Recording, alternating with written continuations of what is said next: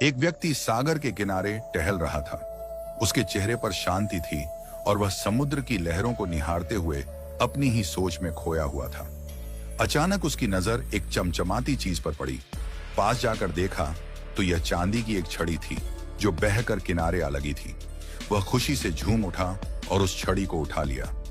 अब वह छड़ी लेकर टहलने लगा और मन ही मन खुश होता रहा कि उसे बिना किसी मेहनत के ऐसी बेशकीमती चीज मिल गई।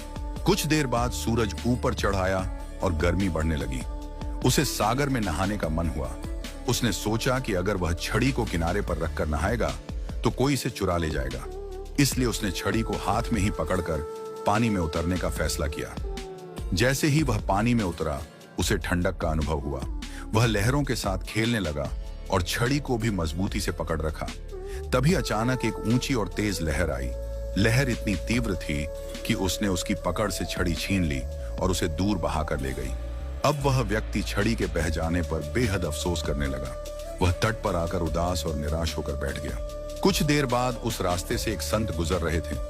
उन्होंने उस व्यक्ति को चिंतित और उदास देखा तो रुककर उससे पूछा, बेटा इतने दुखी क्यों हो? उस व्यक्ति ने जवाब दिया, स्वामी जी, नहाते हुए मेरी चांदी की छड़ी सागर में बह गई। मैं उसे बचा नहीं पाया। संत ने थोड़ा हैरानी जताते हुए पूछा, तुम छड़ी लेकर नहा क्यों रहे थे? वह बोला, स्वामी जी, मैं छड़ी को किनारे पर छोड़कर नहाने की हिम्मत नहीं कर पाया। मुझे डर था कि कोई इसे चुरा ले जाएगा, इसलिए मैंने इसे अपने साथ ही रखा। संत ने फिर सवाल किया, लेकिन तुम यह छड़ी साथ लेकर आए ही क्यों थे? उसने सफाई दी, स्वामी जी, मैं इसे लेकर नहीं आया। यह तो मुझे यहीं सागर किनारे पड़ी मिली थी।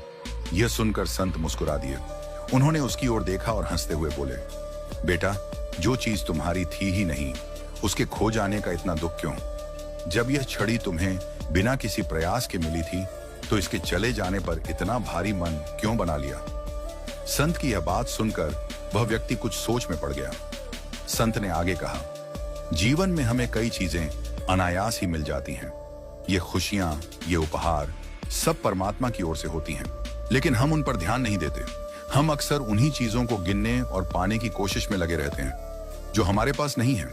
हम बड़े घर, शानदार गाड़ियां, पैसा, स्टेटस और पावर के पीछे भागते हैं और भूल जाते हैं कि एक दिन हमें सब कुछ यहीं छोड़कर आगे बढ़ जाना है। संत ने एक गहरी सांस ली और कहा, इस सागर की तरह ही जीवन में भी खुशियां और दुख आते जाते रहते हैं, परंतु जो अनायास आता है वह परमात्मा का आशीर्वाद होता है। उसे सराहो, लेकिन उसमें उलझकर मत रहो। इसे समझने की कोशिश करो। संत के शब्दों ने उस व्यक्ति